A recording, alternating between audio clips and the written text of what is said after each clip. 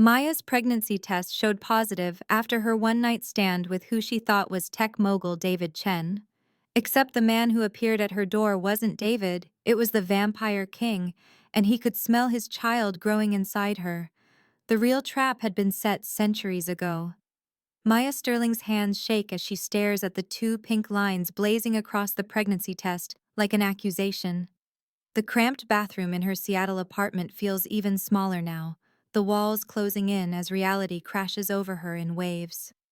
At 24, drowning in $60,000 of student debt and juggling three part-time jobs just to make rent, this was supposed to be her golden ticket out of poverty. She sets the test on the chipped porcelain sink and grips the edges, studying her reflection in the water-stained mirror. 3 weeks ago, she had executed what she believed was the perfect plan. The Aurora Innovation Gala had been her hunting ground, and tech mogul David Chen her carefully chosen target. She had slipped away from her catering duties, traded her black uniform for a borrowed designer dress that cost more than she made in a month, and infiltrated the VIP section with the confidence of desperation. David Chen, worth an estimated $2.8 billion according to Forbes, had been everything she needed him to be. Handsome, powerful, and most importantly, unmarried. The plan was elegantly simple in its cynicism. Get close to him, seduce him, get pregnant, reveal the pregnancy, secure a settlement that would change her life forever. Maya had researched him for months, memorizing his favorite charities, his business interests, even his preference for aged whiskey. She had crafted herself into exactly the type of woman who would catch his attention. Intelligent but not threatening, beautiful but accessible, ambitious but grateful. The seduction had gone better than she dared hope.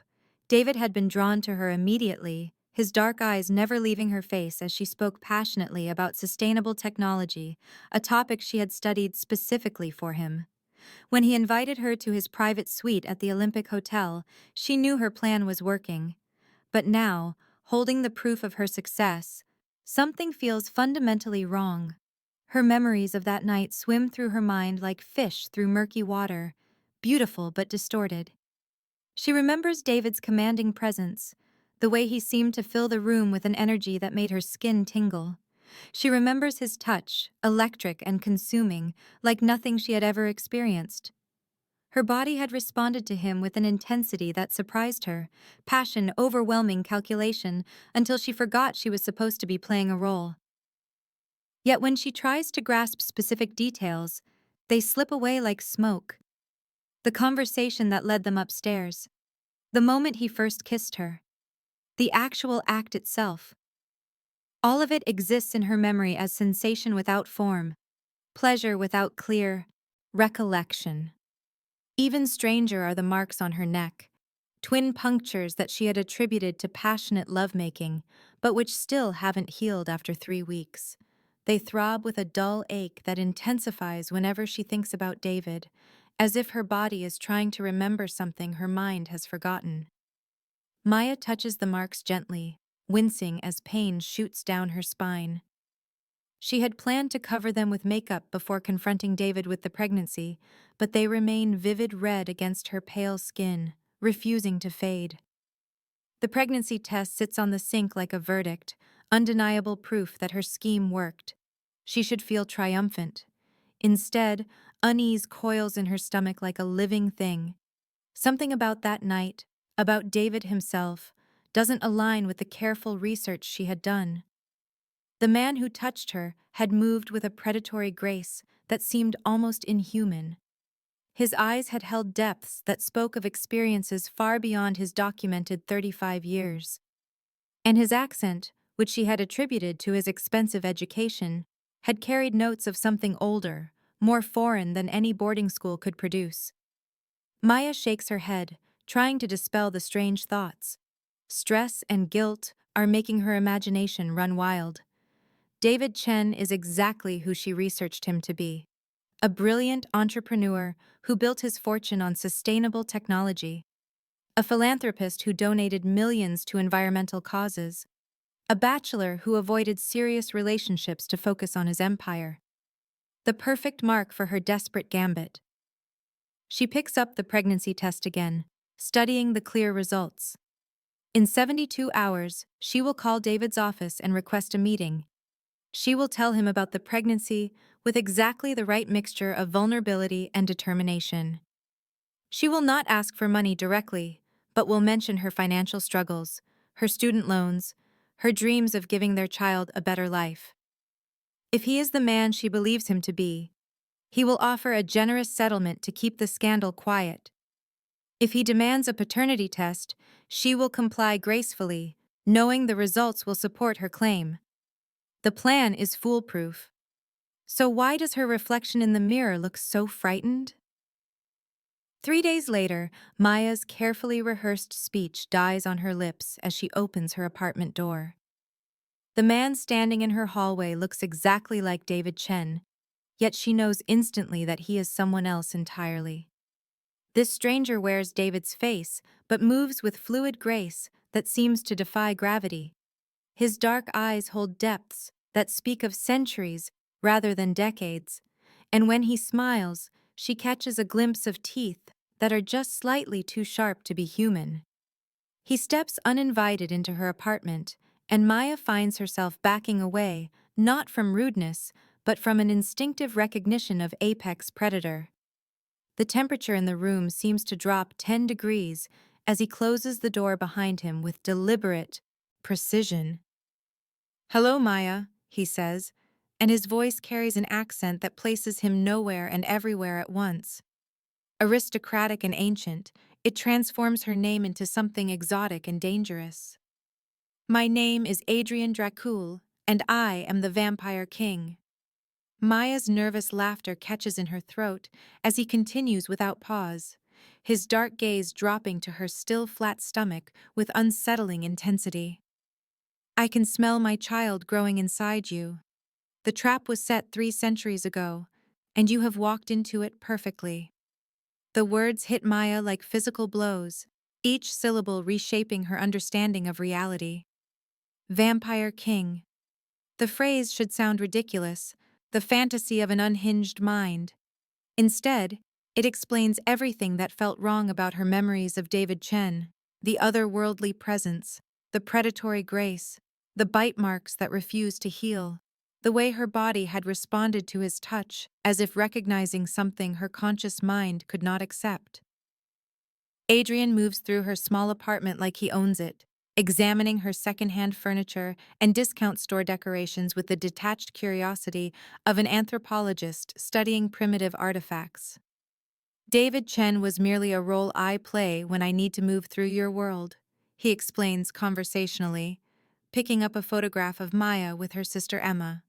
"A carefully constructed identity that allows me to hunt among humans without arousing suspicion." The Aurora Innovation Gala was one of my favorite feeding grounds. So many ambitious, desperate people gathered in one place, their hearts full of dreams they would sacrifice anything to achieve.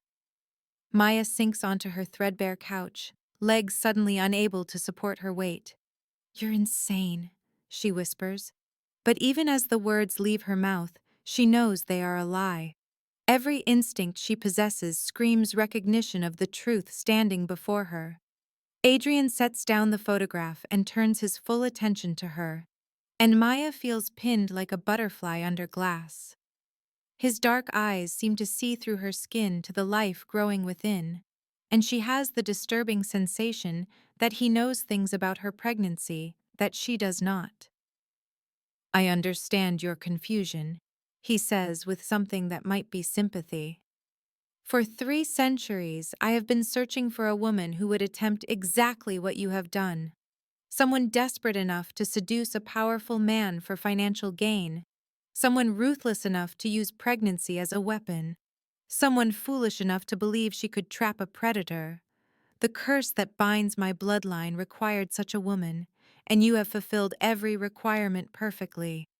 Maya's mind reels as Adrian explains the supernatural reality that has been hidden beneath the surface of her carefully planned seduction. The Vampire King needs an heir, but not for the reasons human royalty requires succession. An ancient curse prevents him from producing children through normal vampire reproduction. Only a mortal woman who willingly chooses to bear his child, believing she is manipulating him for her own gain, can break the magical bindings that have kept his bloodline isolated for 3 centuries. Maya realizes with growing horror that every step of her scheme played directly into a trap far older and more complex than anything she could have imagined. Her research into David Chen's background, her careful cultivation of the persona he would find attractive, her calculated seduction at the gala, even her decision to use pregnancy as leverage against him, all of it had been anticipated and orchestrated by forces beyond her understanding. The Aurora Innovation Gala itself was not the legitimate charity event she believed, but a carefully staged theater designed to attract exactly the kind of desperate, ambitious woman who would attempt to trap a billionaire.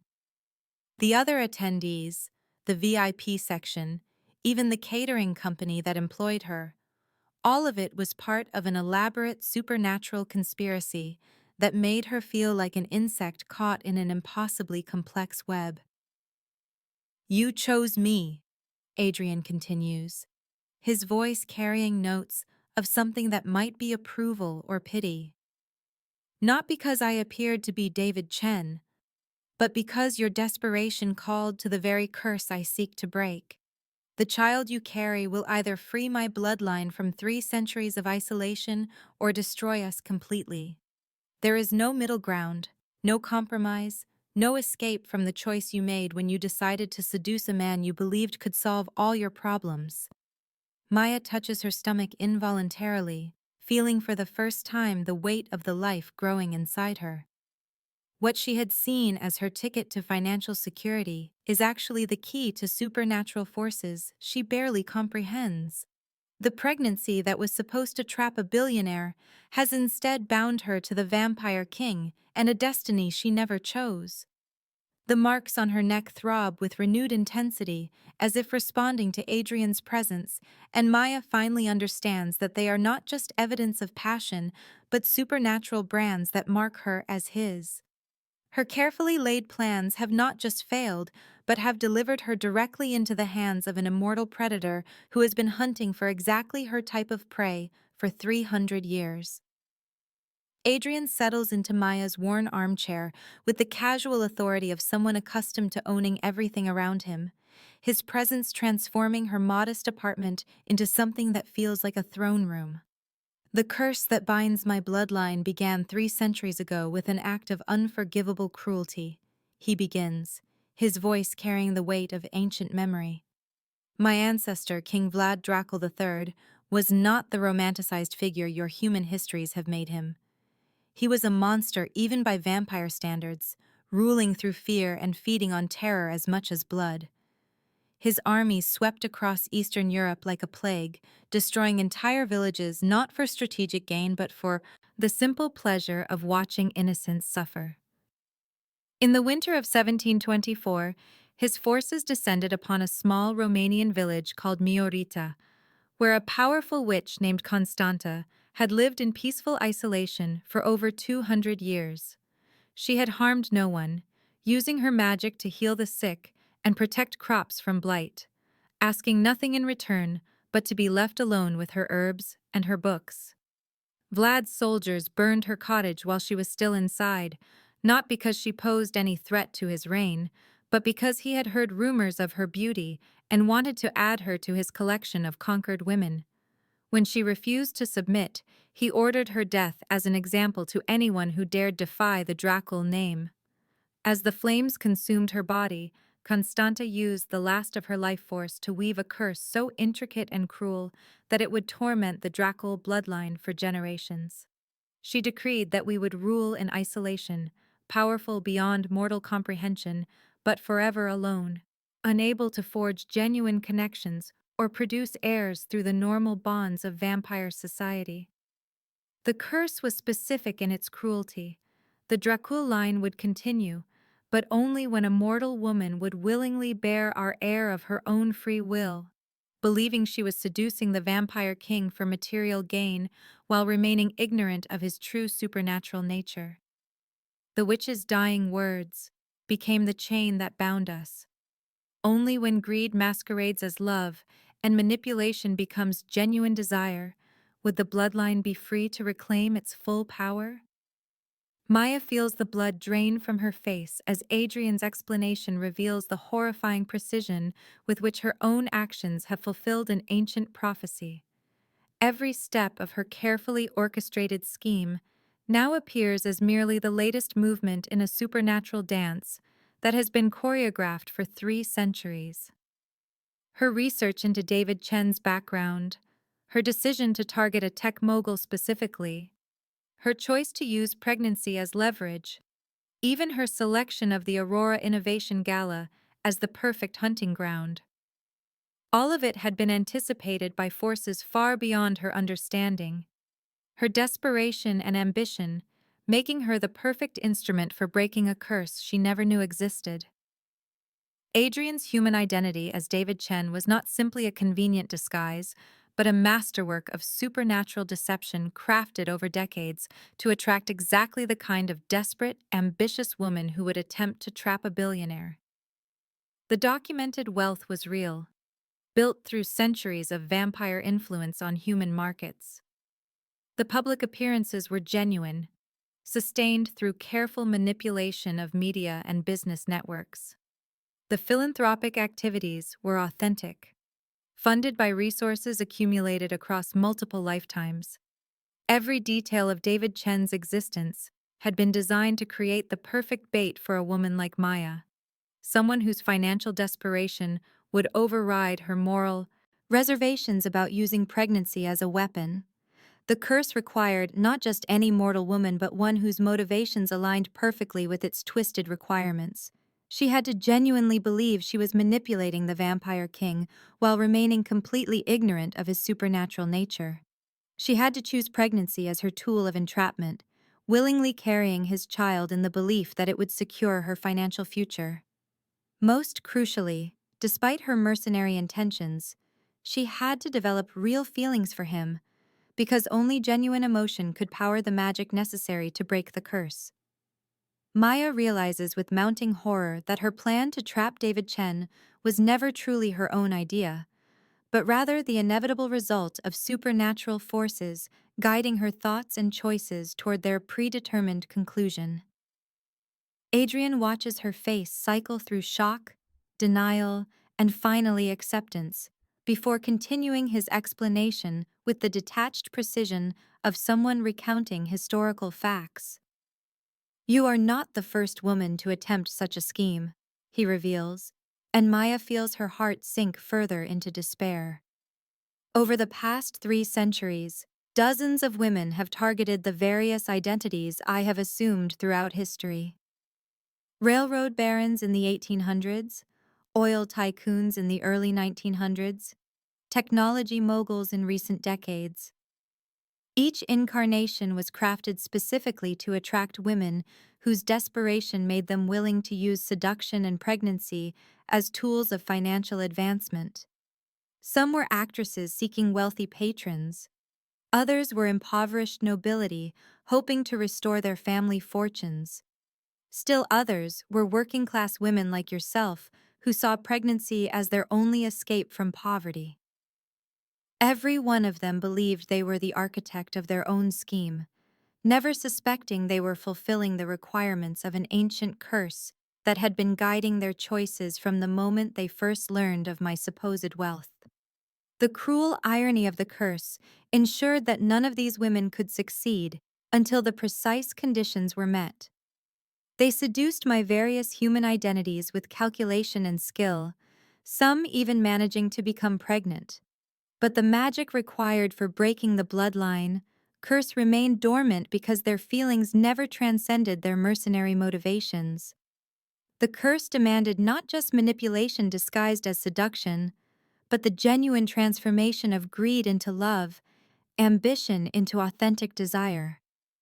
Only when a woman could simultaneously maintain her belief that she was trapping a wealthy human while developing real feelings for the vampire king himself would the ancient magic recognize the fulfillment of its requirements. Maya's pregnancy proves she is the prophesied woman. the one whose unique combination of desperation, ambition, and hidden capacity for genuine emotion has finally satisfied the curse's impossible demands. The child growing inside her is not simply the product of supernatural reproduction, but the key to either breaking the curse and restoring the Draco line to its full power, or destroying the entire bloodline in catastrophic magical backlash. The next morning, Adrian takes Maya from her cramped Seattle apartment to his true home, a sprawling Gothic mansion nestled in the remote Olympic Mountains that exists in the spaces between the mortal and supernatural worlds. The estate appears to be built from shadows and moonlight as much as stone and timber, its architecture defying conventional understanding of physics and geometry. Towers spiral impossibly high into mist that never dissipates, while corridors stretch further than the building's external dimensions should allow. Windows look out onto landscapes that seem to shift between the familiar forests of Washington state and alien vistas of blood-red moons and silver seas. Here, Maya meets the vampire court, ancient beings who have waited 3 centuries for this moment, with patience born of immortality and desperation sharpened by endless disappointment.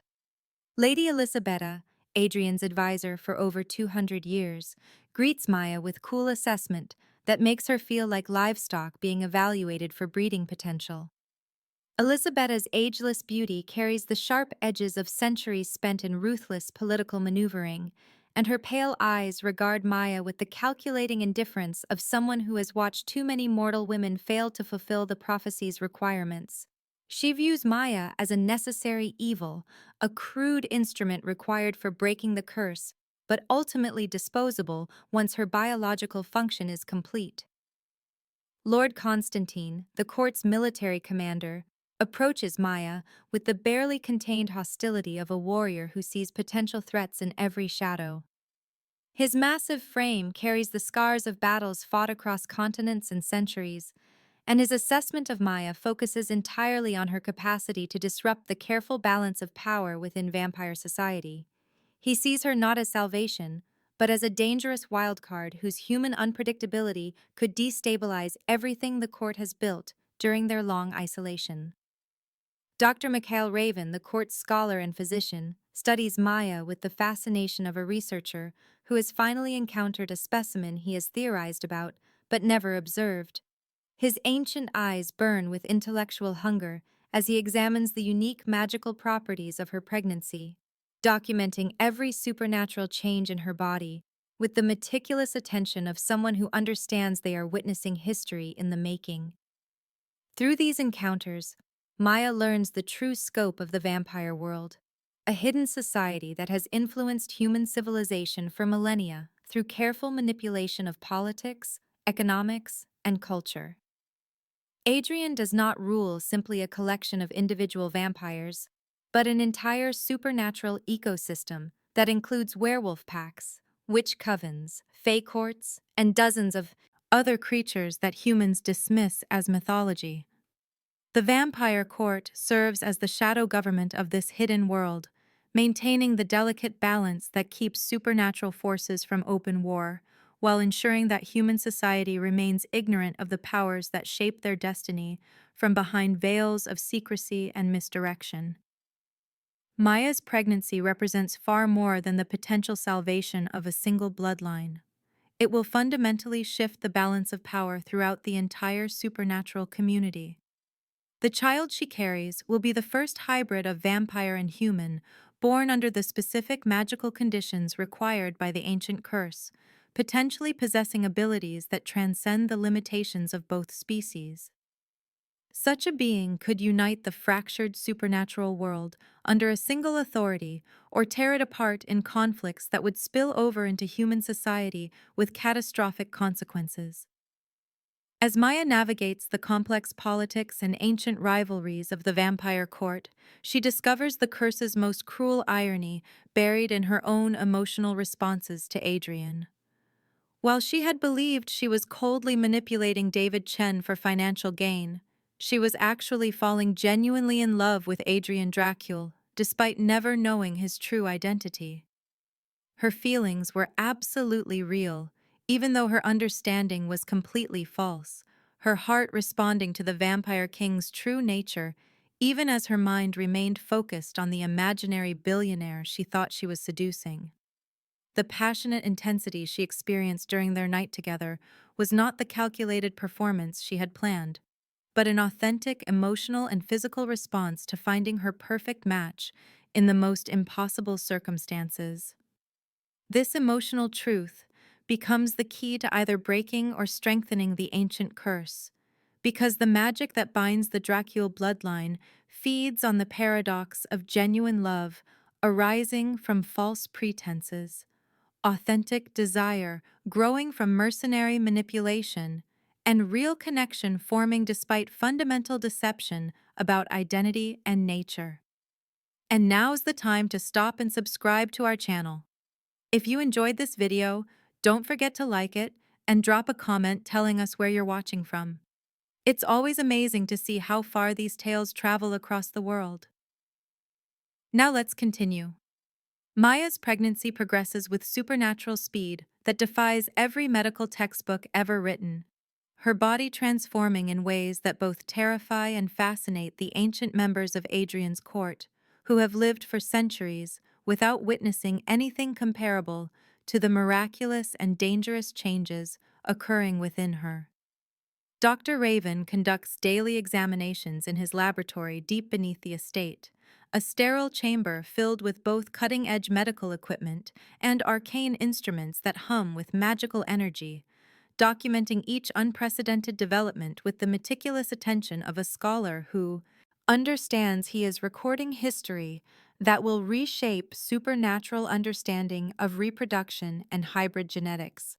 By the fourth week of her pregnancy, Maya's enhanced senses begin manifesting in waves that overwhelm her human nervous system, her hearing becoming so acute that she can detect conversations taking place 3 floors above her chamber, her sense of smell growing so powerful that she can identify each member of the vampire court by their unique supernatural scent from across the vast estate.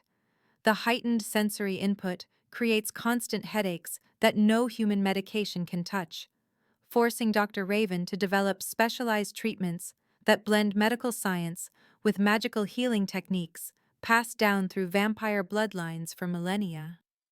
Maya's vision begins to shift unpredictably between human perception and something closer to vampire sight, allowing her to see in complete darkness while also detecting the supernatural auras that surround every non-human creature in the estate, their life forces appearing as shifting patterns of colored light that pulse with the rhythm of their immortal hearts.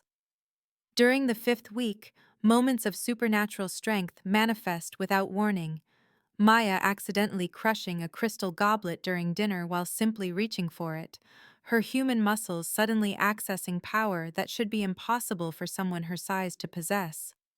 The strength comes and goes unpredictably, sometimes leaving her feeling normal and vulnerable, other times making her afraid to touch anything delicate for fear of destroying it through sheer force she cannot control. Lord Constantine begins training Maya to manage her emerging abilities, teaching her meditation techniques developed by vampire warriors to maintain control over supernatural power, but her human mind struggles to contain forces that vampire physiology naturally regulates through centuries of adaptation and training. The most disturbing development comes in the form of prophetic dreams that plague Maya's sleep, visions so vivid and detailed that she wakes with knowledge she should not possess about events that occurred centuries before her birth. She dreams of Constanta the witch burning alive in her cottage while weaving the curse that would bind the Dracul bloodline, experiencing the dying woman's rage and despair as if they were her own emotions, feeling the magical formula being carved into reality through sheer force of will, powered by unbearable pain. The dreams provide Maya with fragments of the original curse's deeper structure, revealing hidden aspects that even Dr. Raven's extensive research had not uncovered, knowledge that both helps and terrifies her as she begins to understand the true scope of the supernatural forces reshaping her body and soul. Some nights, she dreams of other women who attempted to fulfill the prophecy over the past 3 centuries, experiencing their failures and deaths through their own perspectives, watching herself become pregnant with vampire children who died in the womb because the magical conditions were not perfectly aligned. These visions leave Maya with the chilling understanding that dozens of women like her have suffered and died in pursuit of the same goal she now carries, their deaths serving as footnotes in a supernatural experiment that has finally found its successful subject in her transformed body. Dr. Raven's examinations reveal that the child developing inside Maya is growing far beyond normal human parameters, while also diverging significantly from typical vampire reproduction, creating something entirely new that existing medical knowledge cannot adequately explain or predict.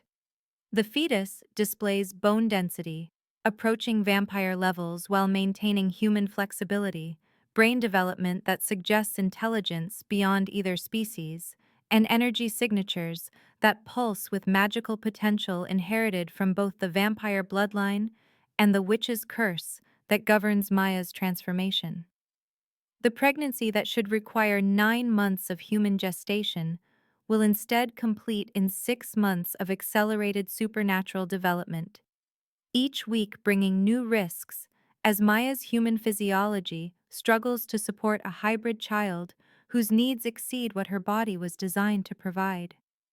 Dr. Raven warns that Maya's survival through the birth is far from guaranteed, her human frame potentially unable to withstand the supernatural forces required to deliver a child who exists partially outside normal physical laws.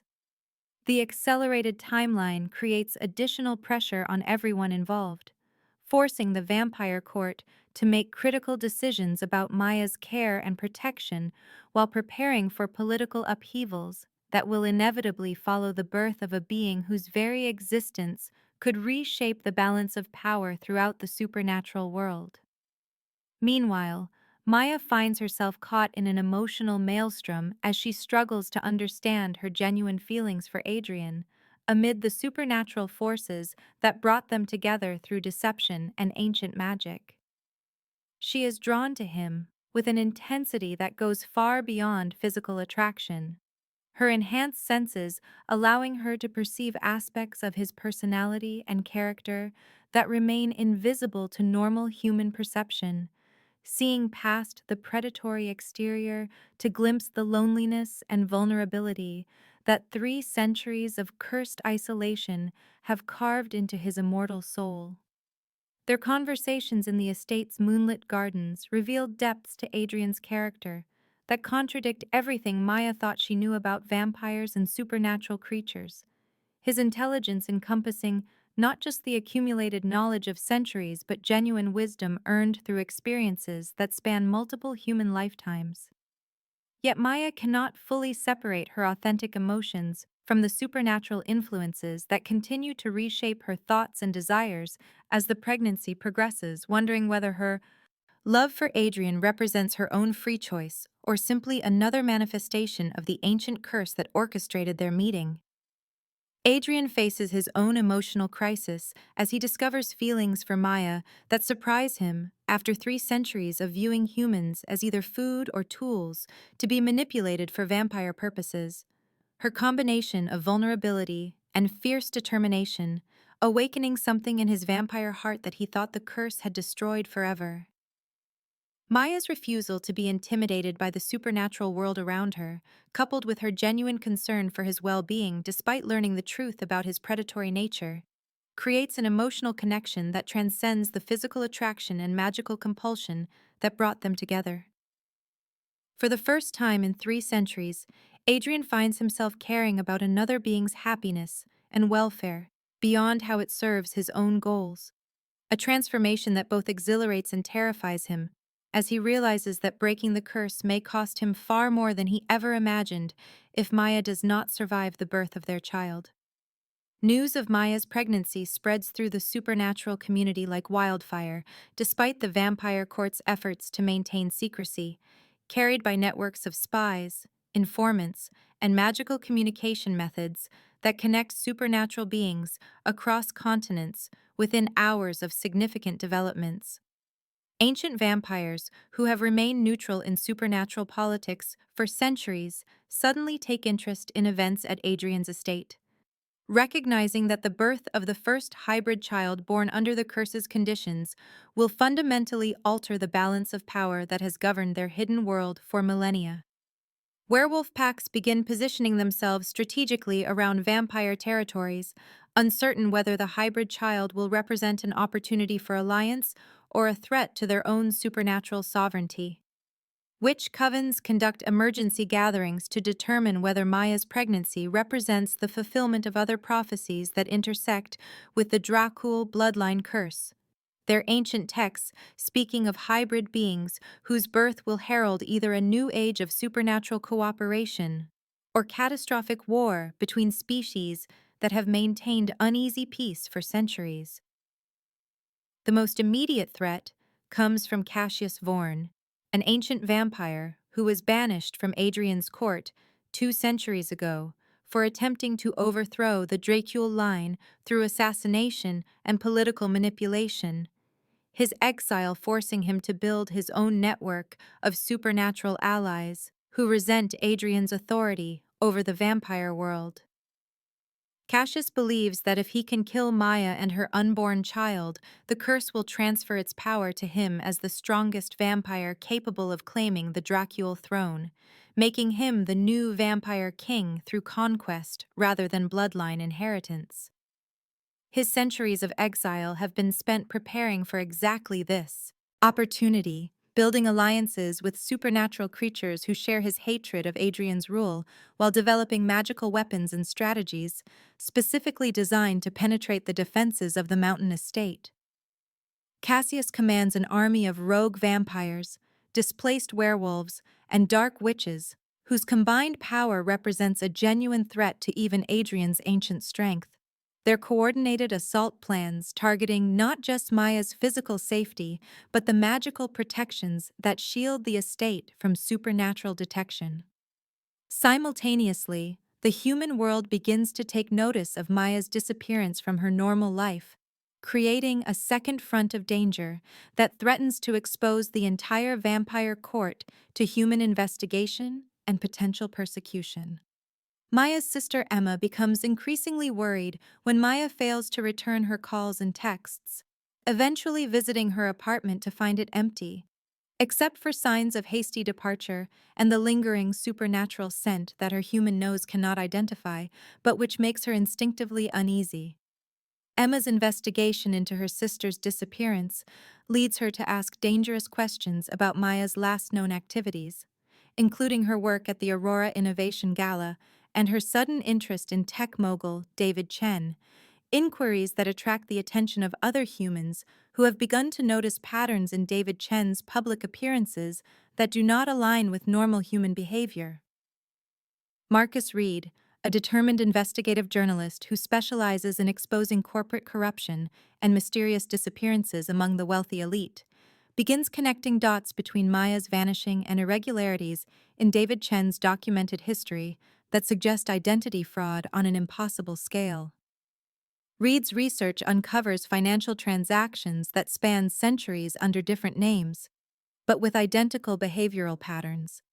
Property acquisitions that include estate locations that appear on no official maps, and business partnerships with individuals whose documented ages do not match their apparent physical appearance in photographs taken decades apart. His investigation threatens to expose not just Adrian's human identity, but the entire supernatural infrastructure that has allowed vampires to operate within human society for centuries, a revelation that would trigger panic, persecution, and potentially open warfare between human governments and supernatural communities worldwide. The vampire court faces the unprecedented challenge of defending against coordinated attacks from supernatural enemies while simultaneously protecting their secrecy from human investigation, all while safeguarding a pregnant woman whose unique condition makes her both invaluable and extremely vulnerable to the various forces that seek to exploit or destroy her for their own purposes.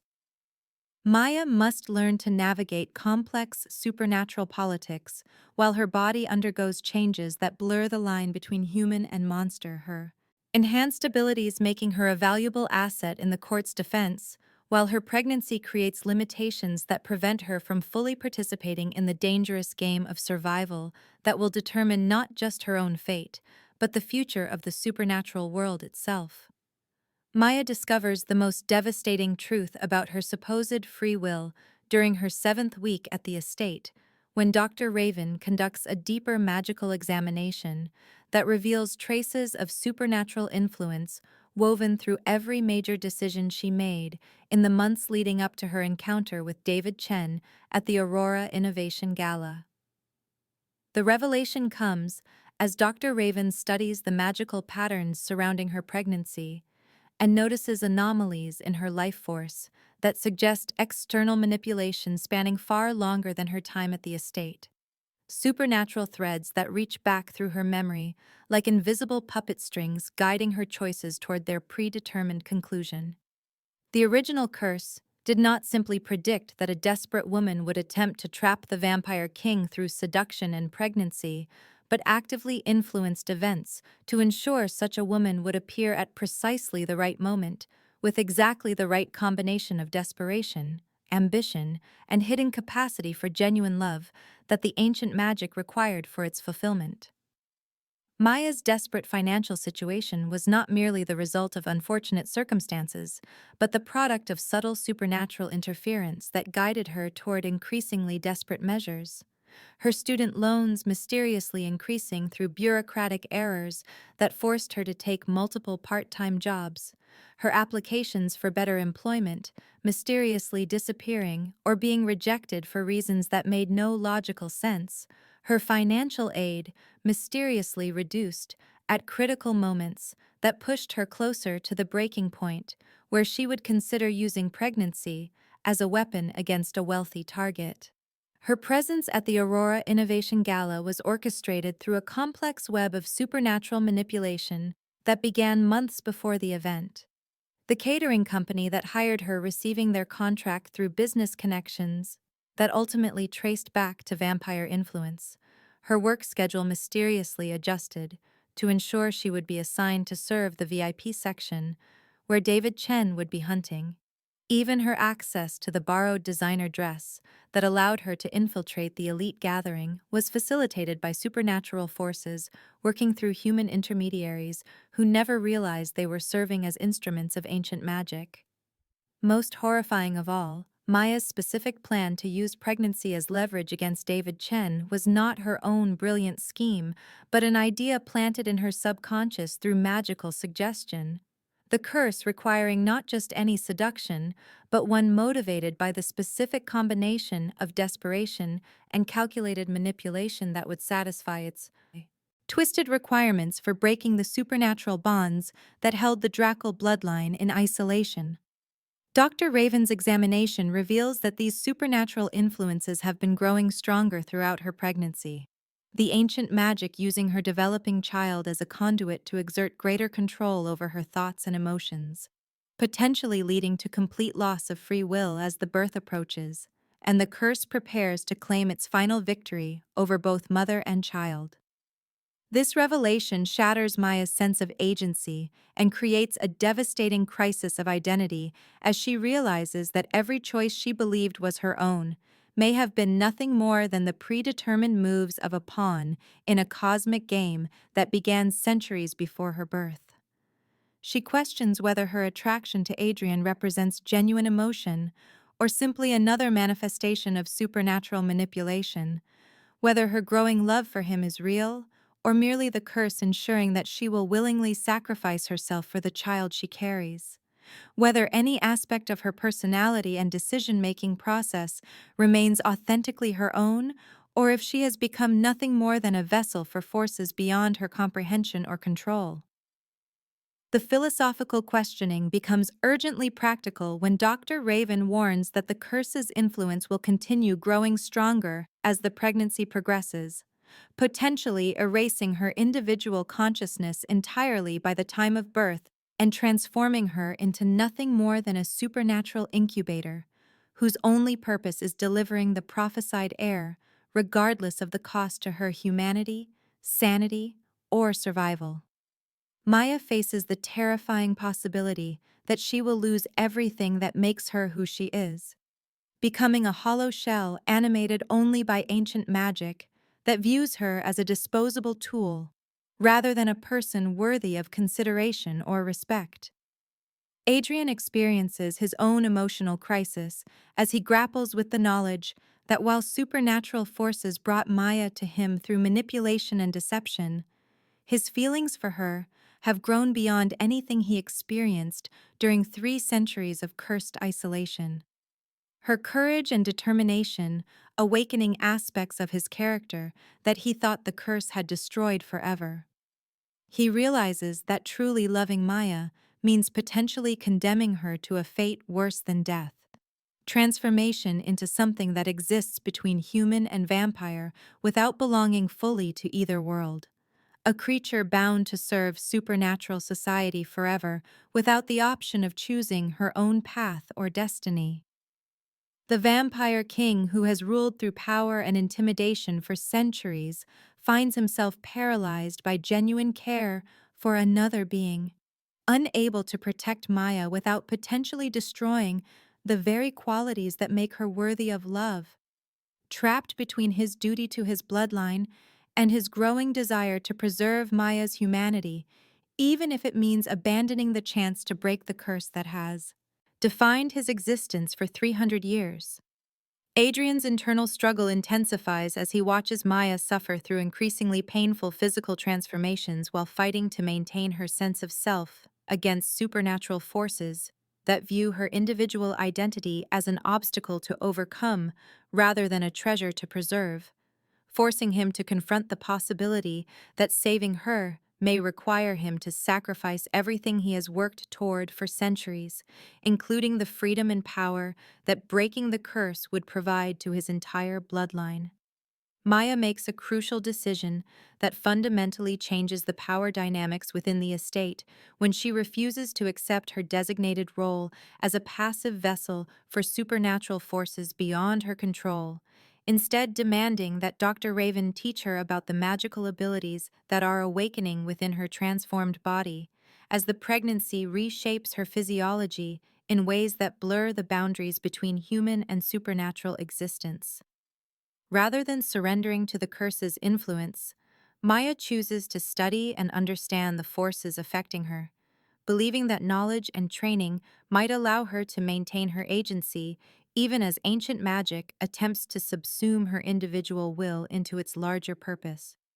Her decision terrifies the vampire court because a magically powerful pregnant woman who refuses to be controlled represents a fundamental threat to the carefully ordered hierarchy that has governed supernatural society for millennia. Her growing abilities combined with her human unpredictability, creating variables that centuries of vampire planning and manipulation cannot adequately account for or control.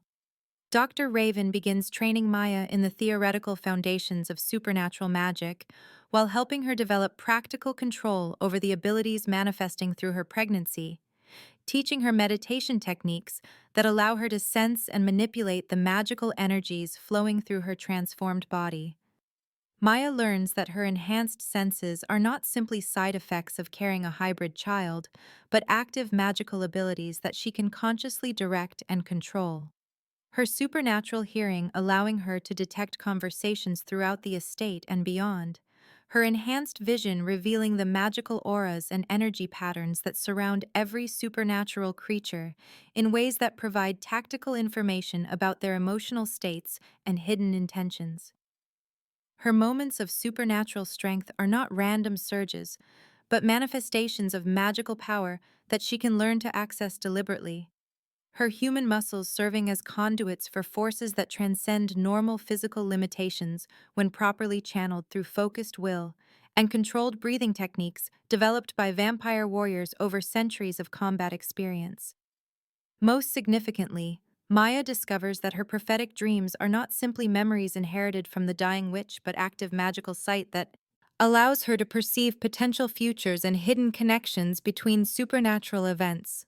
her hybrid physiology serving as a bridge between different types of magical perception that normally remain isolated within specific supernatural species.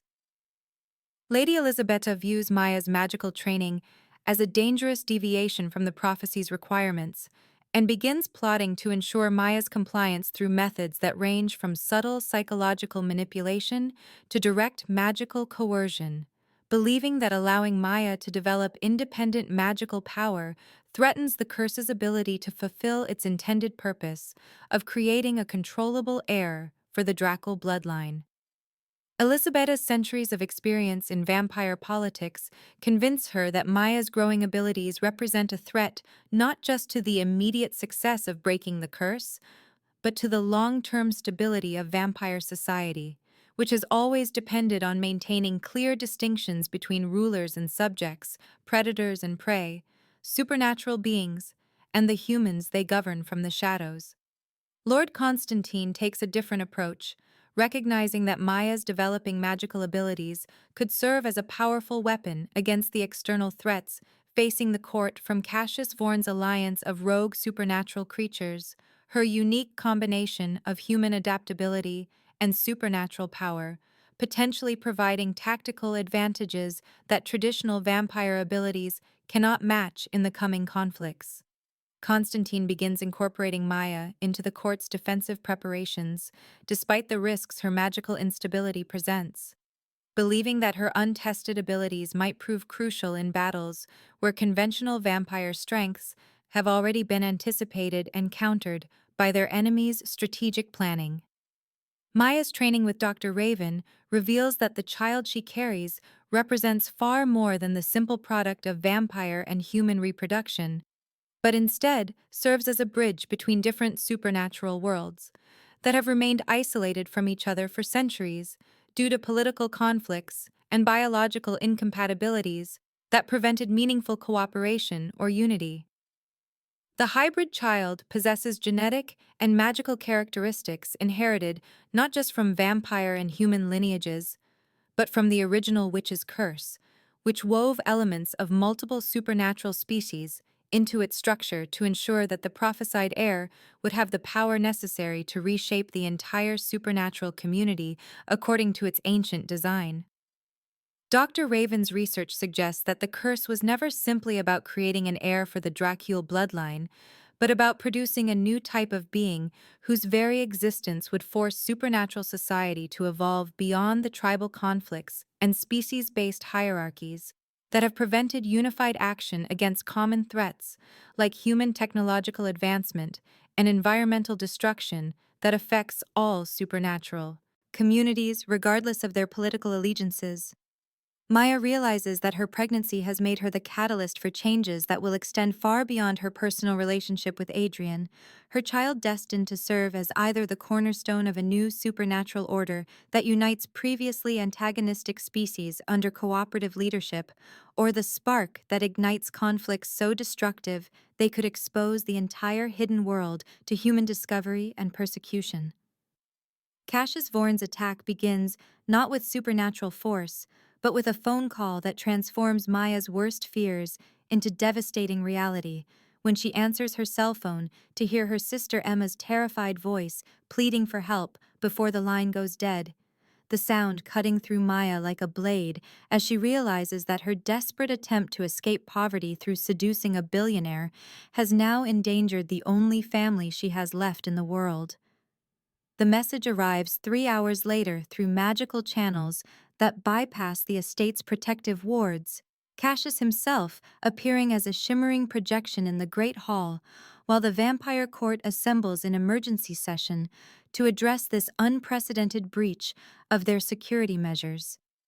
Cassius stands before them with the confident bearing of someone who holds all the advantages, his ancient features twisted into a smile that promises cruelty beyond imagination, as he explains that Emma Sterling is now his guest at a location known only to him and his carefully chosen allies who have spent months preparing for exactly this moment. He offers Maya a choice that reveals the true cost of her involvement in supernatural politics: surrender herself and her unborn child to him within 24 hours, or watch her sister die slowly while he broadcasts every moment of her suffering to ensure that Maya understands the consequences of aligning herself with Adrian Drackle, instead of accepting the inevitable transfer of power that his victory will bring to the vampire world. Maya's enhanced senses allow her to detect the magical signature embedded in Cassius's projection, traces of Emma's fear and pain that confirm the reality of the threat, while also providing Dr. Raven with enough magical information to begin tracking the location where Emma is being held prisoner. The rescue mission that follows forces Maya to confront the permanent destruction of her human life and relationships, as participating in supernatural conflict means crossing lines that can never be uncrossed and exposing Emma to truths about the hidden world that will forever change her sister's understanding of reality and safety. Adrian assembles a strike force consisting of Lord Constantine's most experienced warriors, along with Maya herself, whose developing magical abilities provide unique advantages in penetrating the mystical defenses that Cassius has erected around his stronghold in an abandoned industrial complex that exists partially outside normal space, through dark magic that bends reality to serve his purposes. Maya's supernatural senses prove crucial in navigating the magical maze that protects Cassius's hideout, her hybrid nature allowing her to perceive both vampire magic and human technology in ways that pure-blooded supernatural creatures cannot match, leading the rescue team through layers of deception and illusion that would have trapped traditional vampire assault tactics in endless loops of misdirection. The confrontation with Cassius reveals not just his desire to claim power through destroying Maya and her child, but his fundamental misunderstanding of the curse's true requirements. His centuries of exile having twisted his interpretation of the ancient magic, until he believes that simple conquest can substitute for the specific conditions that the dying witch wove into her supernatural trap. Maya's growing magical abilities manifest fully during the battle, as maternal instinct and supernatural power combine to create defensive capabilities that surprise even Dr. Raven, her pregnancy serving as a conduit for forces that transcend normal magical limitations, while her human determination provides the emotional focus necessary to channel power that might otherwise consume her from within. The rescue of Emma succeeds, but at a cost that illustrates the permanent breach between Maya's human past and supernatural future, as her sister witnesses vampire combat and magical forces that shatter every assumption about the nature of reality, while also revealing that Maya herself has become something that exists beyond normal human categories through changes that can never be reversed. During the mission's chaotic aftermath, Maya discovers Lady Elisabetta's secret communications with Cassius through magical surveillance that Dr. Raven had established to monitor all supernatural activity around the estate. Recordings that reveal not outright betrayal but something almost worse. Pragmatic planning that treats Maya's life as expendable while focusing entirely on preserving the unborn child should the pregnancy end in maternal death. Elisabetta's conversations with Cassius reveal her willingness to negotiate terms that would allow him to claim Maya's body after childbirth in exchange for guarantees that the hybrid infant would be raised within vampire society rather than destroyed as an abomination, her centuries of political experience convincing her that preparing for multiple contingencies serves the greater good, even if it requires sacrificing the individual woman whose pregnancy has become the focus of supernatural attention throughout their hidden world. This pragmatic betrayal forces Maya to realize that even Adrian's closest allies view her primarily as a vessel for producing the prophesied heir, rather than as a person whose survival and happiness matter independently of her biological function. A revelation that shatters her developing sense of belonging within vampire society, while also clarifying the isolation that she and Adrian face as they attempt to build a relationship that transcends the supernatural forces that brought them together. Maya confronts Elisabetta directly about the secret negotiations, using her enhanced senses to detect the advisor's emotional responses and magical signatures, while demanding explanations that reveal the depth of political calculation that governs vampire decision-making, even in matters that involve personal loyalty and centuries of shared experience. Elisabetta's response demonstrates the fundamental difference between human and vampire perspectives on individual versus collective survival. Her defense of the contingency planning, based on statistical analysis of magical pregnancies, that suggests Maya's chances of surviving childbirth remain below 30%, despite Dr. Raven's medical interventions and protective measures. The confrontation forces Adrian to choose between supporting his oldest advisor's pragmatic approach to protecting vampire interests and defending Maya's right to be treated as more than an expendable component in supernatural politics, a decision that ultimately drives him to banish Elisabetta from the court despite centuries of loyal service, because her willingness to sacrifice Maya reveals fundamental incompatibilities with the new priorities that genuine love has created in his immortal existence.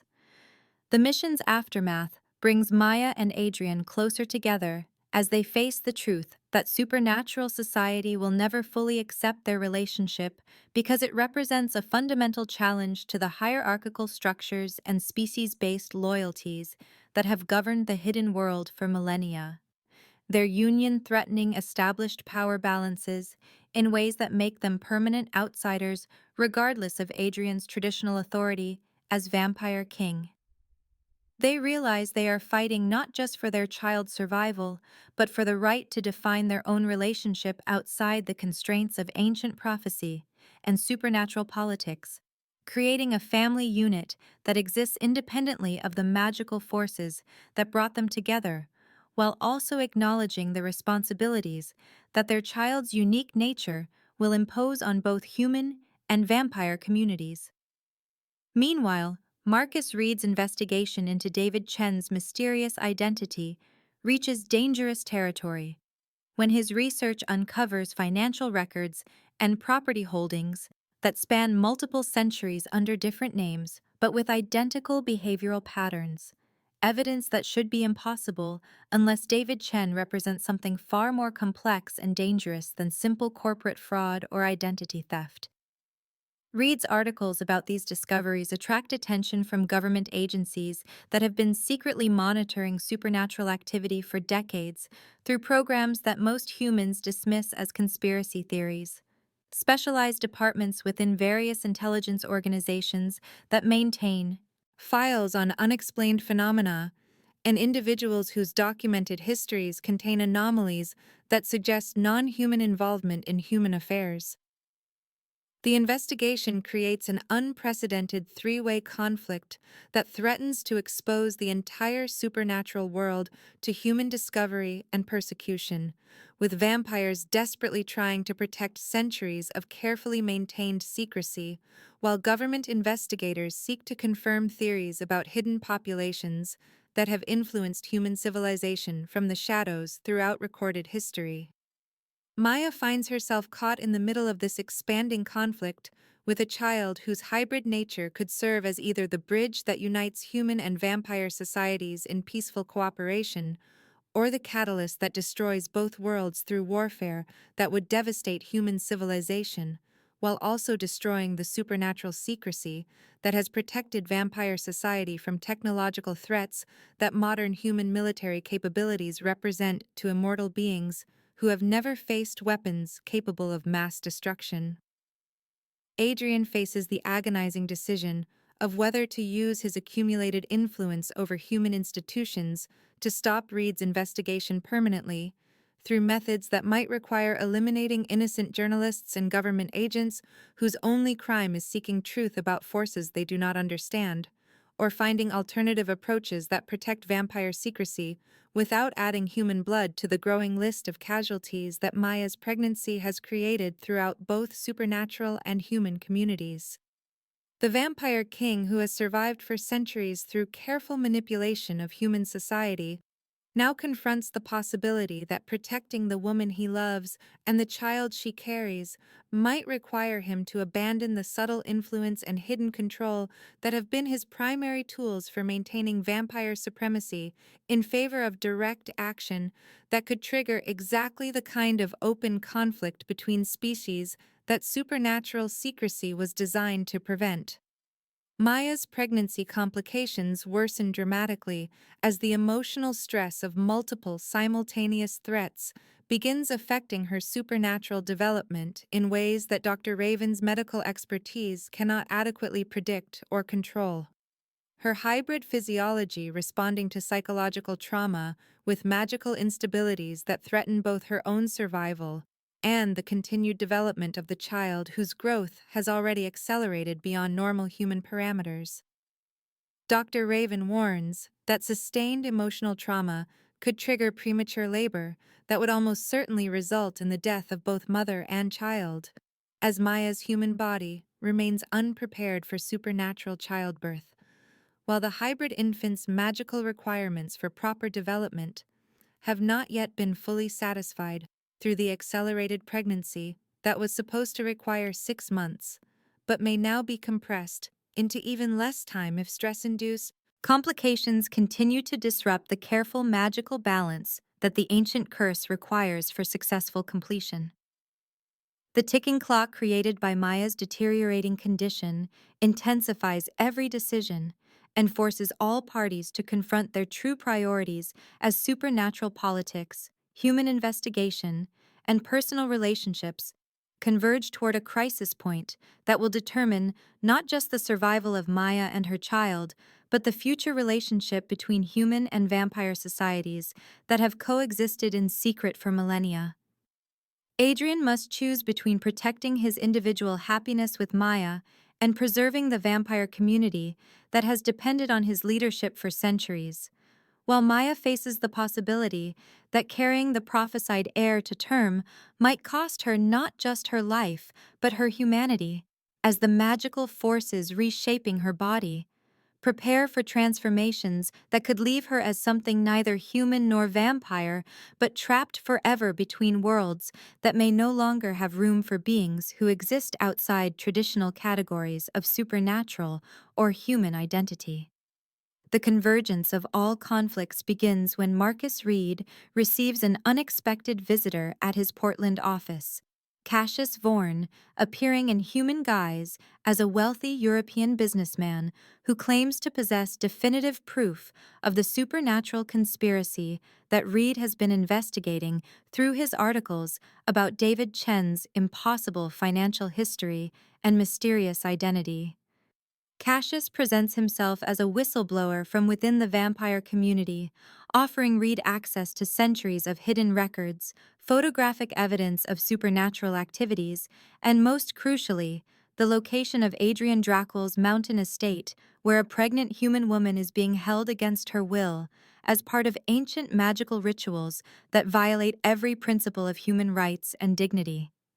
The alliance between Cassius and the human investigators creates an unprecedented crisis that shatters centuries of supernatural secrecy, while also providing Cassius with resources and legitimacy that his previous exile from vampire society had denied him.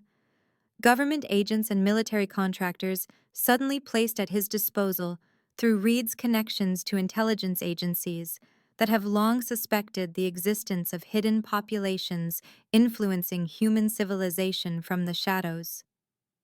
Reed's media platform amplifies Cassius's revelations about vampire society in carefully orchestrated releases that build public awareness while also providing legal justification for government intervention. The story framed as a rescue mission to save Maya Sterling from a dangerous cult, rather than acknowledgement of supernatural reality that most humans remain psychologically unprepared to accept. The betrayal represents more than simple political maneuvering because it forces the entire supernatural world to choose sides in a conflict that threatens to expose millennia of hidden coexistence. Werewolf packs and witch covens suddenly forced to decide whether supporting Adrian serves their long-term interests or whether Cassius's promise of more aggressive supernatural dominance over human society offers better protection against technological threats that continue advancing regardless of vampire politics. Cassius's strategy proves devastatingly effective because it exploits the fundamental weakness in vampire society's traditional reliance on secrecy and manipulation rather than direct confrontation. His alliance with human investigators providing him with satellite surveillance, military-grade weapons, and most importantly, legal authority that transforms Adrian from a hidden ruler into a wanted criminal whose mountain estate can be raided under the pretense of law enforcement rather than supernatural warfare. Adrian finds himself defending against enemies who possess detailed knowledge of vampire weaknesses while also protecting Maya during the most vulnerable stage of her pregnancy, her magical abilities growing unpredictably as supernatural stress triggers changes in her hybrid physiology that Dr. Raven cannot adequately predict or control. The battle takes place simultaneously on multiple fronts that stretch the vampire court's resources beyond their historical limits. Physical combat in the mountain estate, as Cassius's supernatural allies breach magical defenses that have protected the location for centuries. Political maneuvering throughout the supernatural community as ancient alliances shift in response to the unprecedented exposure of vampire society to human scrutiny, and a media war in the human world where Reed's articles about supernatural conspiracy compete with Adrian's attempts to discredit the evidence while maintaining plausible deniability about vampire existence. Maya's condition deteriorates rapidly under the stress of coordinated attacks that target not just her physical safety, but her psychological stability. Cassius's psychological warfare designed to trigger the premature labor that would kill both mother and child, while also providing him with justification for claiming that Adrian's protection failed to preserve the prophesied heir that vampire society desperately needs for breaking the ancient curse. Dr. Raven establishes a medical sanctuary in the estate's deepest chambers, magical barriers reinforced with technology acquired through vampire influence over human research institutions. But even these defenses cannot fully protect Maya from supernatural forces that bypass physical obstacles by targeting the magical connections between her consciousness and the developing child, whose hybrid nature makes both mother and infant vulnerable to attacks that exploit the boundary between human and vampire existence.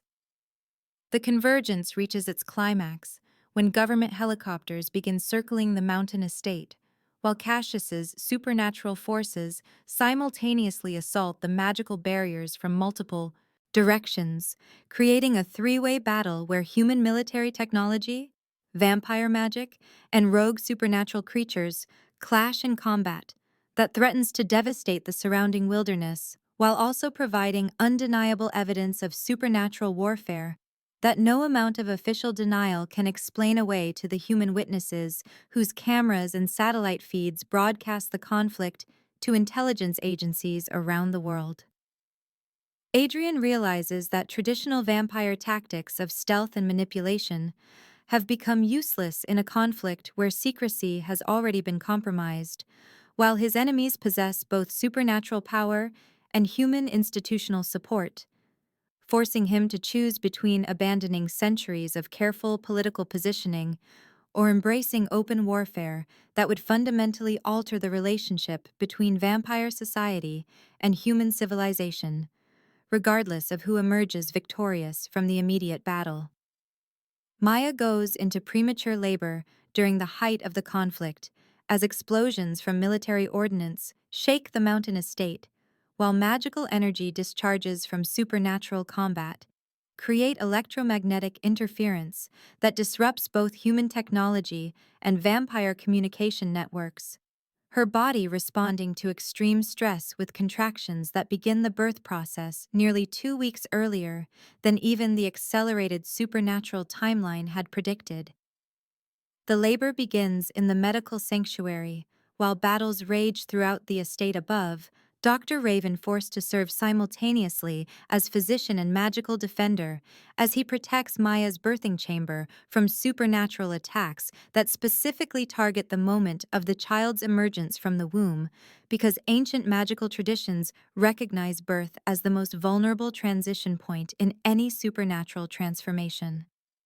Maya's enhanced abilities manifest fully during labor as pain and magical stress combine to unlock powers that surprise even Adrian, her consciousness expanding to encompass awareness of every supernatural creature within miles, while her magical senses perceive the ancient curse itself as a living entity that feeds on the pain and conflict surrounding the prophesied birth.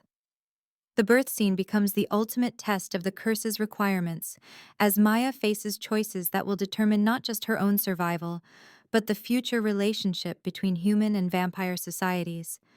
Her labor pains accompanied by visions of potential futures where her child serves as either a bridge between worlds or a weapon that destroys both civilizations, in conflicts that would leave the Earth uninhabitable for supernatural and human populations alike. As Maya labors to bring the prophesied child into a world torn by warfare and betrayal, Dr. Raven reveals the cruel truth about the curse's final requirements through magical examination that shows the ancient magic reaching its moment of ultimate fulfillment, the dying witch's spell designed to claim either mother or child as payment for breaking the supernatural bonds that have isolated the Dracul bloodline for 3 centuries. Maya faces a choice that represents the fundamental cruelty embedded in supernatural politics, where individual lives serve as currency for magical transformations that benefit entire communities, while destroying the people whose sacrifice makes such changes possible. Her options narrowed to either completing the birth normally and dying from supernatural strain, while ensuring the child lives to fulfill the prophecy's promise of restoring vampire power, or using her awakened magical abilities to survive the birth, but potentially destroying the child's supernatural nature and condemning vampire society to continued isolation under the ancient curse's dominion. Dr. Raven explains that the magical forces involved in hybrid reproduction require more life energy than Maya's human physiology can provide, her body serving as a conduit for powers that will either transform her into something beyond human recognition or consume her entirely as fuel for the child's supernatural development. While attempting to preserve her humanity through magical intervention might sever the child's connections to vampire heritage and leave both mother and infant as ordinary humans vulnerable to the supernatural conflicts that will inevitably follow the curse's failure to achieve its intended resolution. Maya realizes that both options represent defeat for everything she has fought to preserve during her months at the vampire estate, her death serving Cassius's goals by eliminating her as a witness to supernatural society while also providing him with an unclaimed child whose magical potential could be shaped according to his vision of vampire supremacy, while her survival at the cost of the child's supernatural nature would condemn Adrian to continued isolation, while also making her and her ordinary human daughter permanent targets for supernatural forces that would view them as either threats to be eliminated or resources to be exploited. In a moment of desperate inspiration powered by labor pains that connect her consciousness directly to the ancient curse's magical structure, Maya chooses a third option that no one anticipated by using the magical abilities she has developed during pregnancy to reshape the curse itself, rather than accepting its predetermined terms for breaking or perpetuating the supernatural bonds that have defined vampire society for centuries. Drawing on power that flows from her hybrid pregnancy, her genuine love for Adrian, and her fierce determination to protect both her child and her own humanity, Maya weaves new magical patterns that transform the curse from a zero-sum transaction requiring sacrifice into a cooperative bond that distributes the supernatural burden between all 3 members of their family unit. Instead of accepting that either mother or child must die to break the ancient magical bonds, Maya creates a revolutionary, compact that binds her life force to Adrian's immortality while also connecting their child to both parents, in ways that allow the hybrid infant to access vampire heritage without requiring maternal death as payment for supernatural transformation. The magical restructuring requires Maya to surrender her purely human nature, while also demanding that Adrian share his vampire immortality in ways that make him vulnerable to mortal concerns he has avoided for centuries. Their bond creating a new type of supernatural existence that bridges human and vampire worlds without belonging entirely to either. Maya's labor culminates in the birth of their daughter Elena, whose arrival into the world breaks the original curse, but creates something unprecedented in supernatural history: a child born with the ability to exist comfortably in both human and vampire realms, while possessing magical abilities that transcend the limitations of either species. Elena emerges from the womb with features that blend Maya's human heritage and Adrian's vampire lineage in perfect harmony, her eyes shifting between human brown and supernatural silver, while her heartbeat pulses with rhythms that match both mortal circulation and immortal magical energy. Her very existence serving as proof that the ancient boundaries between species represent artificial limitations rather than fundamental laws of supernatural nature. The birth occurs as explosions from the ongoing battle shake the mountain estate, and government forces breach the outer defenses. Elena's first cries, harmonizing with sounds of warfare, while also releasing magical energy that spreads throughout the supernatural community, and announces to every vampire, werewolf, witch, and other hidden creature that the prophecy has been fulfilled through transformation rather than destruction. The ancient curse replaced by new magical bonds that will reshape supernatural society in ways that no one can yet fully comprehend. Maya survives the birth fundamentally changed, but still recognizably herself, her humanity preserved but enhanced through connections to Adrian's immortality and Elena's hybrid nature. While Adrian discovers that sharing his vampire essence has not weakened him, but instead provided access to human experiences and emotions that enrich his immortal existence in ways that centuries of isolation had convinced him were impossible. Elena's birth forces an immediate ceasefire in the battle raging above as supernatural creatures throughout the region respond to magical energies that announce the successful completion of prophecy, while also revealing that the expected transfer of power to the prophesied heir has instead created a new type of supernatural authority based on cooperation rather than dominance, love rather than fear, and unity rather than the species-based hierarchies that have governed the hidden world for millennia. 6 months after Elena's birth transformed the supernatural world through breaking an ancient curse that had bound vampire society for 3 centuries, Maya finds herself navigating a reality that bears little resemblance to the desperate financial situation that originally drove her to attempt seducing what she believed was tech mogul David Chen at the Aurora Innovation Gala. The mountain estate that once served as Adrian's hidden fortress has become a diplomatic center where representatives from supernatural communities across the globe gather to negotiate new agreements and alliances made possible by the magical compact that Maya forged during Elena's birth, her revolutionary restructuring of the ancient curse creating ripple effects that continue spreading throughout the hidden world with consequences that surprise even Dr. Raven's extensive magical scholarship. Maya herself has transformed into something unprecedented in supernatural history, existing as a bridge between human and vampire worlds with her own unique form of immortality that stems not from traditional vampire transformation, but from the family bond she shares with Adrian and Elena, through the magical compact that distributes supernatural forces between all three of them in ways that preserve her essential humanity while granting her abilities that transcend normal human limitations. She can walk in sunlight without the protective measures that vampires require, her hybrid nature allowing her to enjoy the warmth and energy of daylight that Adrian can only experience through their shared magical connection, while also maintaining the ability to eat human food and experience physical pleasures that traditional vampire physiology cannot accommodate. Yet she also possesses supernatural strength that rivals Adrian's ancient power, magical abilities that allow her to communicate across vast distances through telepathic bonds with other supernatural creatures, and enhanced senses that provide her with tactical awareness of threats and opportunities that ordinary humans could never detect or understand.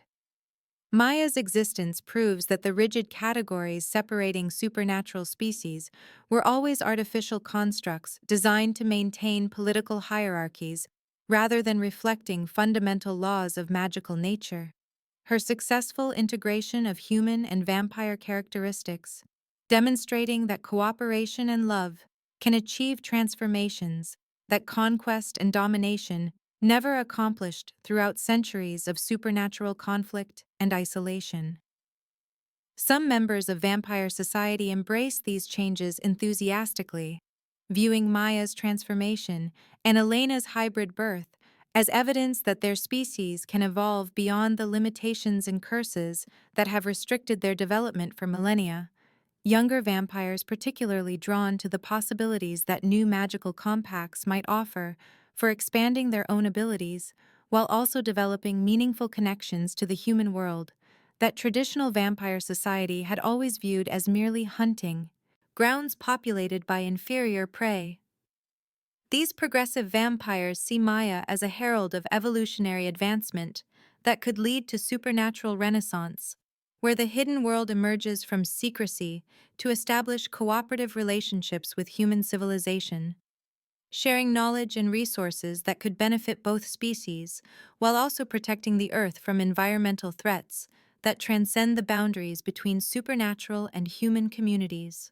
However, significant portions of vampire society resist the new order with hostility that sometimes erupts into open rebellion against Adrian's continued leadership, traditionalist vampires viewing the magical compact as a betrayal of fundamental vampire nature that threatens to corrupt their species with human weakness, while also diminishing the power and authority that centuries of careful political maneuvering have established within supernatural hierarchies.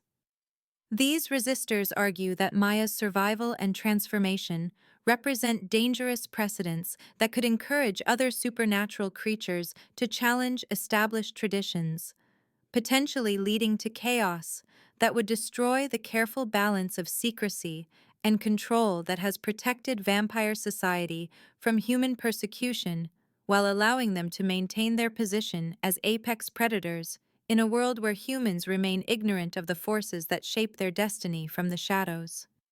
Lord Constantine finds himself caught between these opposing factions as he attempts to maintain military order within a vampire community that no longer agrees on fundamental questions about their species' future direction, his centuries of experience in supernatural warfare providing little guidance for managing political conflicts that arise not from external threats, but from internal disagreement about whether Maya's revolutionary changes represent salvation or destruction for vampire civilization.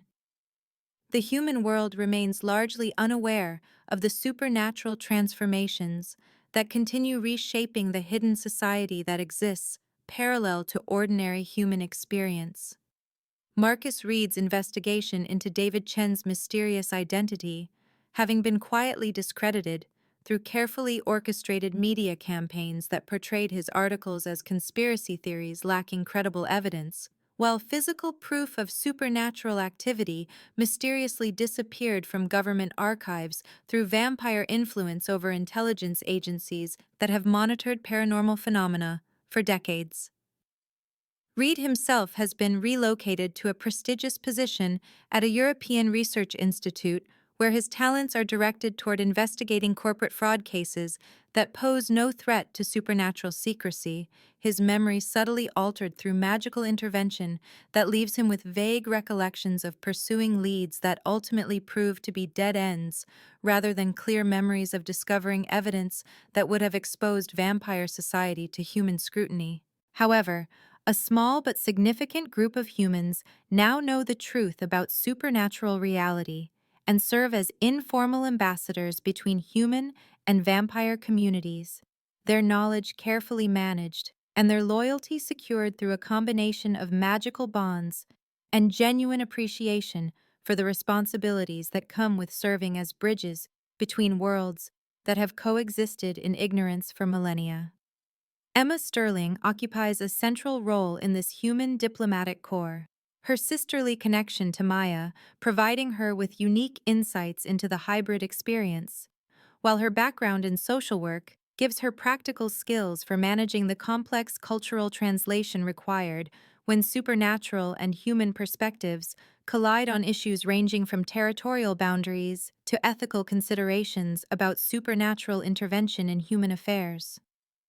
Emma's transformation from an ordinary human worried about her missing sister into a diplomatic liaison facilitating cooperation between species reflects the broader changes that Maya's pregnancy has created throughout both human and supernatural communities, proving that the consequences of breaking ancient curses extend far beyond the immediate magical effects to encompass social and political transformations that will continue developing for generations.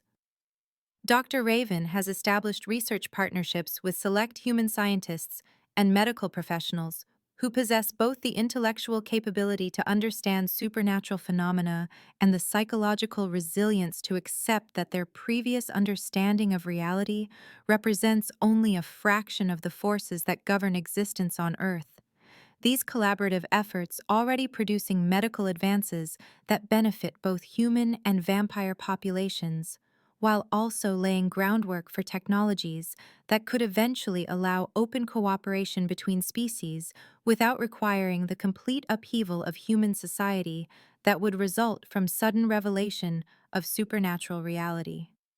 Maya and Adrian face the long-term consequences of their choices as they raise Elena in a world that neither fully accepts their family unit nor completely understands the implications of their daughter's unprecedented abilities, the child growing at an accelerated rate that reflects her hybrid nature while displaying powers that surpass both her parents' capabilities in ways that suggest she may be destined for leadership responsibilities that transcend traditional supernatural hierarchies. Elena's ability to influence both humans and vampires through unconscious magical emanations becomes apparent during her first interactions with visitors to the estate. Human diplomats finding themselves unusually receptive to supernatural perspectives when in her presence, while vampire traditionalists discover their resistance to change softening when exposed to her hybrid energy signature that somehow bypasses their psychological defenses against accepting new ideas about species, cooperation, and magical evolution. Maya observes these developments with a mixture of pride and concern as she realizes that Elena's future will involve navigating multiple worlds with skills and responsibilities that no parent can adequately prepare their child to handle. The burden of bridging human and vampire societies potentially falling to Elena before she reaches an age where she can consciously choose whether to accept such an enormous responsibility or attempt to forge her own path independent of the supernatural politics that shaped her birth and early development. Adrian struggles with similar concerns about Elena's destiny, while also grappling with his own transformation from an isolated ruler who commanded through fear and manipulation into a partner who must share power and vulnerability in ways that 3 centuries of vampire politics never required. His relationship with Maya, forcing him to develop emotional skills and cooperative strategies that challenge everything he thought he knew about leadership and survival in supernatural society. Maya reflects on how her original plan to trap a billionaire through calculated seduction and strategic pregnancy led to something far greater and more dangerous than she ever imagined when she stared at that positive pregnancy test in her cramped Seattle apartment. Her desperate attempt to escape poverty through manipulation, having evolved into genuine love and partnership while also binding her to power and responsibility that will last for centuries, rather than providing the simple financial security she originally sought. She gained not the wealth and easy life she planned, but instead discovered abilities and obligations that make her a central figure in supernatural politics with influence over decisions that affect entire species. her choices carrying consequences that ripple through both human and vampire communities in ways that a struggling college graduate working 3 part-time jobs could never have anticipated when she decided to target David Chen as her ticket out of student debt and economic desperation. Maya's relationship with Adrian has evolved beyond the supernatural compulsion and ancient curse that originally brought them together into genuine partnership based on shared commitment to protecting Elena while also nurturing the new forms of supernatural cooperation that their family represents. Yet both of them understand that their choices have bound them to roles they never consciously sought, and responsibilities they cannot abandon, without potentially destroying the fragile peace their love has created between previously antagonistic communities. The final scene unfolds in Elena's nursery, where Maya teaches her rapidly developing daughter about both human and vampire cultures through carefully chosen stories and demonstrations that prepare Elena for a future where she will need to navigate multiple worlds with wisdom beyond her years. Maya reading from human fairy tales. While Adrian shares vampire histories that reveal both the beauty and brutality of supernatural traditions, their daughter absorbing knowledge from both sources with an intelligence that suggests she will surpass her parents' understanding of how to bridge differences between species that have defined themselves through opposition and conflict for centuries.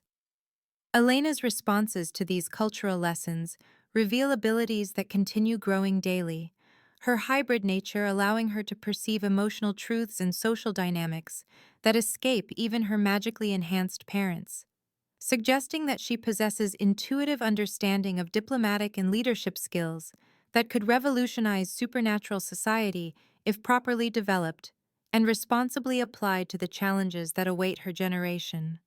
The curse may be broken, but new challenges emerge constantly as Maya and Adrian work to establish precedents and institutions that will support other mixed families, while also managing the political tensions that arise when centuries of established tradition suddenly face pressure to evolve in directions that threaten comfortable power structures throughout the supernatural world. Maya's phone rings with a call that brings the story full circle when she answers to hear the voice of another desperate young woman who explains her plan to seduce David Chen at an upcoming charity gala. The caller having researched the tech mogul's background and identified him as the perfect target for a pregnancy trap that will secure her financial future through strategic manipulation and calculated seduction. Maya listens to this familiar story while watching Elena play with toys that respond to her hybrid magical signature, recognizing her own voice and motivations from less than a year ago, when she believed she had discovered the perfect scheme for escaping poverty through exploiting a wealthy man's vulnerability to ambitious women willing to use pregnancy as a weapon.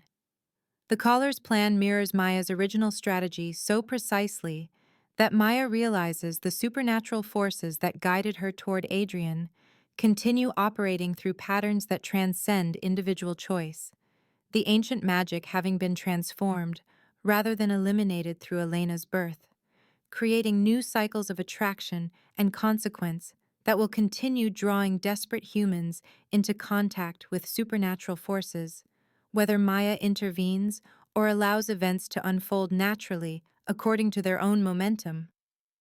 Maya faces the choice of whether to warn this unknown woman about the supernatural reality she is unknowingly approaching, or to let events proceed without interference, knowing that some traps once set create consequences that ripple through generations in ways that make every individual decision part of larger patterns that shape the destiny of entire species.